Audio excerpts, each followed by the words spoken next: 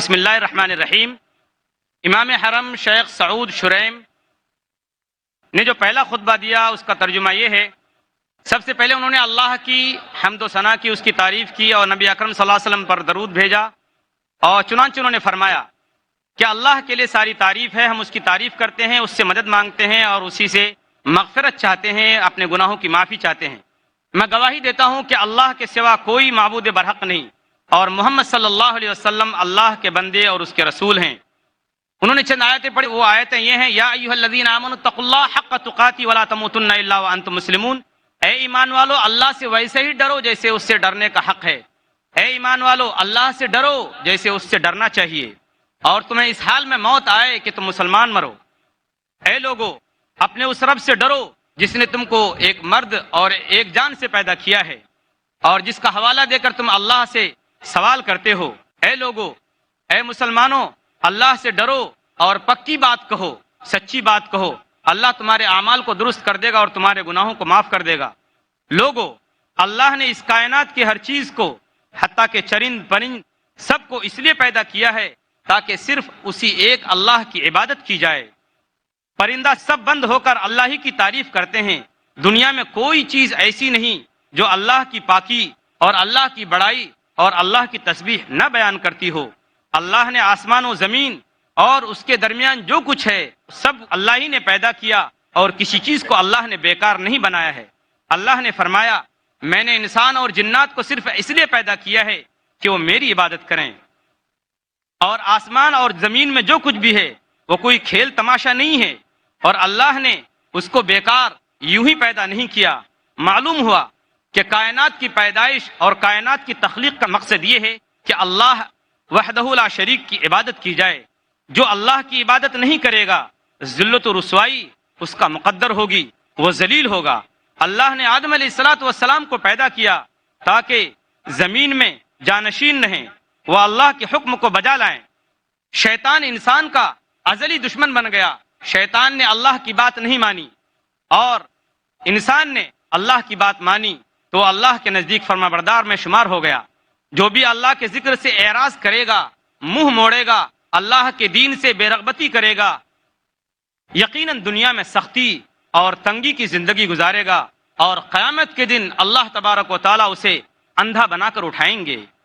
اے مسلمانوں، اسلام اللہ کی بڑی نعمت ہے، اس لیے اللہ سے دعا کرنی چاہیے کہ وہ ہمیں اسلام کی حالت میں زندہ رکھے، اور جب ہمیں موت دے تو ہماری موت اسلام پر ہو، ہمارا خاتمہ ایمان پر ہو۔ آخر اس زندگی کی قیمت ہی کیا ہے اگر اس زندگی کے اندر اللہ کی اطاعت و فرما برداری نہ ہو؟ اس لیے مسلمان اس وقت پکے سچے مسلمان ہوں گے جب اللہ اور اس کے رسول کی اطاعت و فرما برداری کریں اور مسلمان اور فرما بردار بن کر زندہ رہیں۔ انسان پر جو بھی نعمت ہے وہ صرف اور صرف اللہ ہی کی طرف سے ہے۔ اسلام کی نعمت کا پتہ قیامت کے دن سارے لوگوں کو معلوم ہوگا جب میدان حشر میں جمع کیے جائیں گے، اور مومن اور مسلمان کہیں گے، الحمدللہ الذی ہدانا لہذا وما کنا لنہتدی لولا ان ہدانا اللہ۔ تمام تعریف اس اللہ کے لیے ہے جس نے ہم کو دین اسلام کی ہدایت دی، دین اسلام کی طرف اللہ نے ہم کو گامزن کیا، اور اگر اللہ نے ہم کو ہدایت نہیں دی ہوتی تو ہم کو یہ سیدھا راستہ کبھی نصیب نہ ہوتا۔ ہدایت کی توفیق صرف اللہ کی طرف سے ہے، ہماری اپنی محنت اور عقل سے نہیں۔ انسانی عقل و ہوشیاری کی کوئی قیمت نہیں اگر اس میں اللہ کی توفیق شامل نہ ہو جائے۔ اللہ نے کہا، اے محمد صلی اللہ علیہ وسلم، آپ کو اس نور یعنی نور اسلام کا علم نہ تھا، ہم نے ہی آپ کی رہنمائی کی۔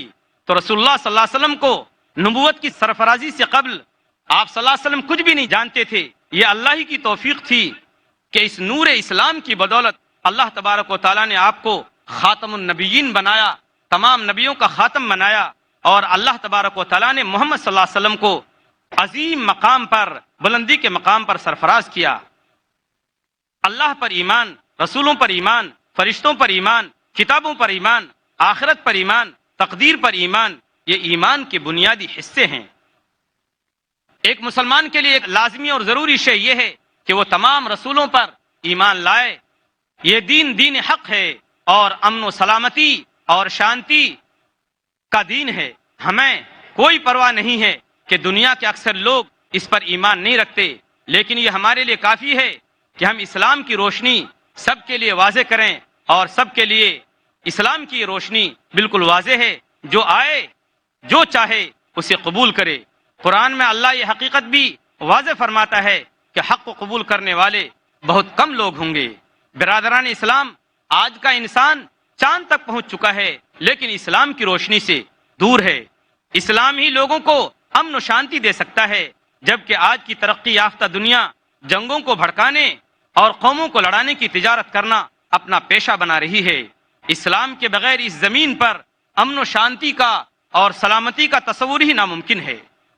اس کے بعد امام محترم نے جو دوسرا خطبہ دیا اس میں فرمایا، لوگو اللہ سے ڈرو، اللہ کا لحاظ کرو، اللہ ہی سراپا سلام ہے اور سلامتی کا ضامن ہے، حاضر و غیب کا جاننے والا ہے، اس کے سوا کوئی معبود برحق نہیں۔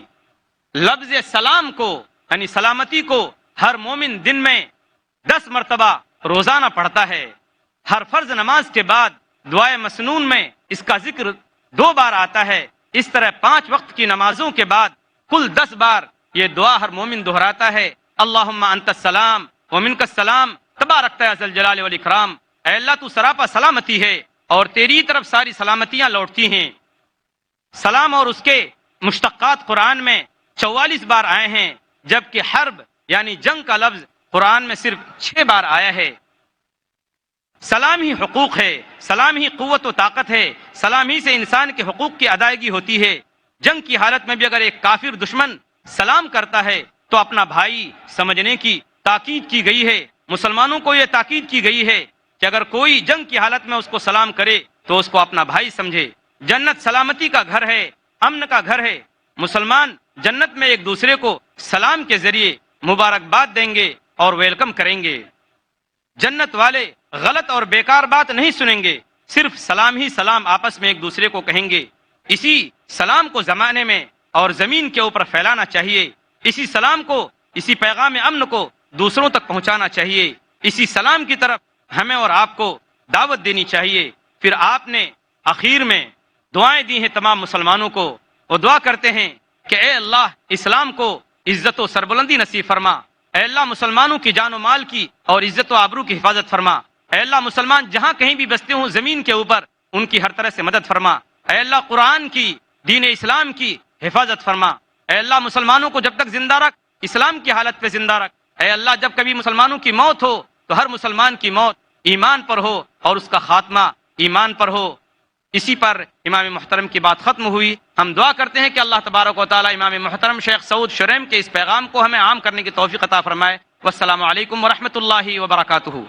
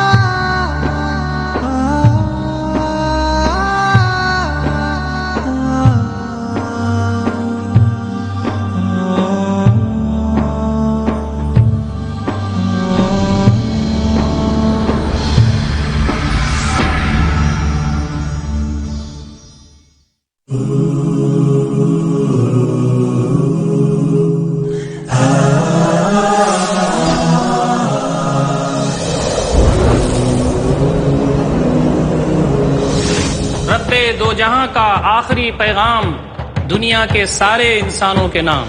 ذلك الكتاب لا ريب فيه هدى للمتقين